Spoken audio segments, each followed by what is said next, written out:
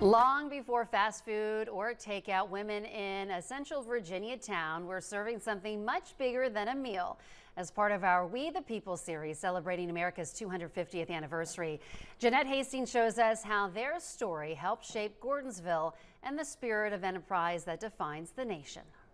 In the years following the Civil War, a group of black women in Gordonsville turned fried chicken into a possibility. Using skill, determination, and courage, they built something extraordinary at a time where few opportunities existed. They weren't just entrepreneurs, they were building a future. The story began in the years after the Civil War, when trains stopped in Gordonsville to switch lines between Richmond and Washington.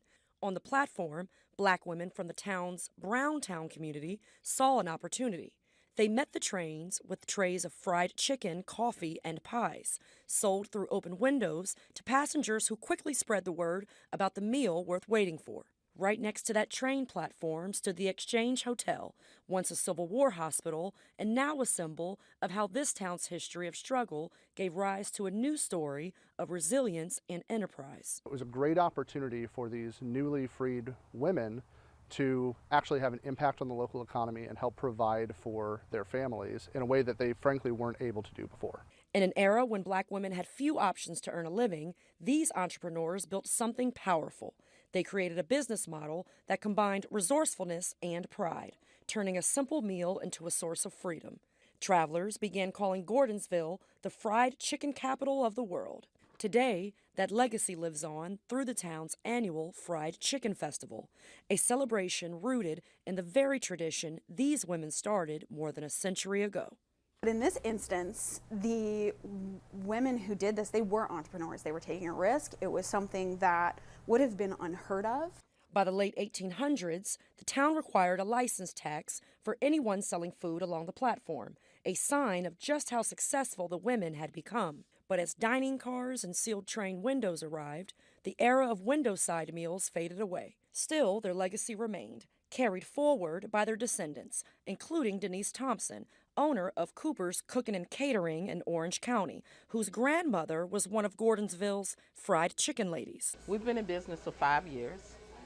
We started over on Bird Street, just a little 12, only hold 12 people. I wanted this restaurant to be a place where anybody could come regardless of the color of your skin, your political background. It doesn't matter. Thompson says that inspiration came from her mother, who encouraged her to carry on the family's culinary tradition, even though she passed away before seeing the restaurant open its doors. If you've been to Gordonsville, you would know Mildred Cooper. I try to take everything that she's instilled in me. We have all of her recipes here. If you tried any of our food, everything we do is recipe-based, passed down from my mom and her aunts. So the love is here, and I feel her every day. And now, that legacy is growing. In about a month, we'll be moving on down the street to hold 150 people. So we've been really, truly blessed. And the more we can share these stories, the more we can preserve them now, the more knowledge we're going to have going forward.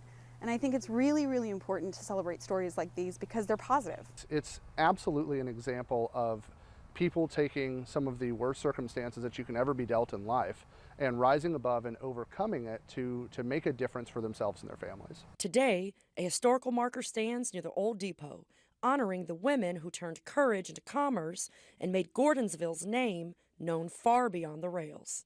The women who stood on this platform changed more than a menu, they changed what was possible. In Gordonsville, Jeanette Hastings, 29 News.